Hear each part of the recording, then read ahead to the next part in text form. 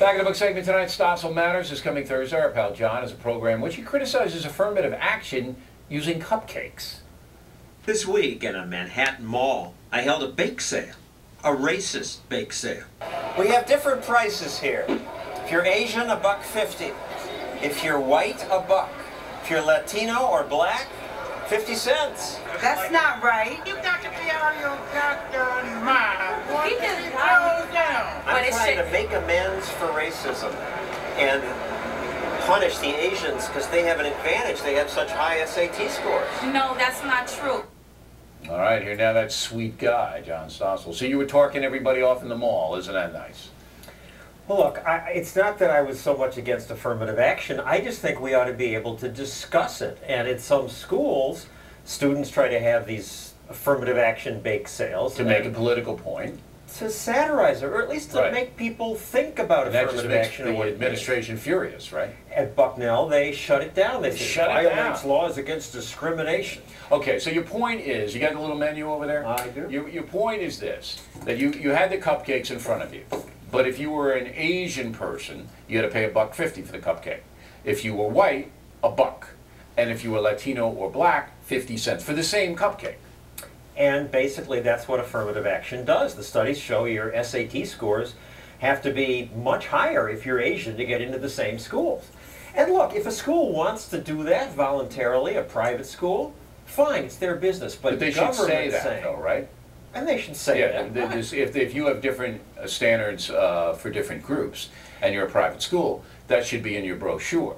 And a more sensible standard would be to say, we favor people who are poor or haven't had the same advantages. It shouldn't all be based on race. There was a time when these laws were passed where affirmative action meant take affirmative steps to compensate people for government-based segregation that used to exist. But we're way past that. But the affirmative action now that's in play, it basically, the philosophy is, listen, if a minority, because that's where it's directed, if a minority scores a certain level because of the disadvantages that inherently in their culture, it's really they're scoring up here, so we're just leveling the playing field.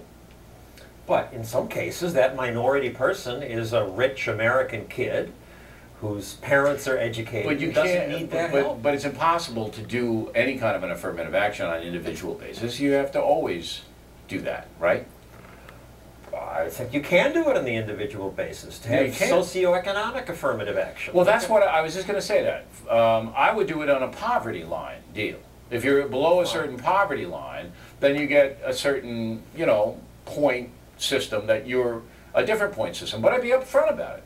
I'd say, this is Harvard University, and we're going to try to recruit poor people in here. If your parents earn below $40,000, this is your standard. If above 80, this is your standard, or whatever, and you would be okay with that. Sure, and some schools do that. University of California, University of Washington. Why not? But you don't want the race-based thing. I don't, and mostly what my show is about is political correctness. In fact, I take you on. Uh-oh. Because people are so timid about offending anybody, even you.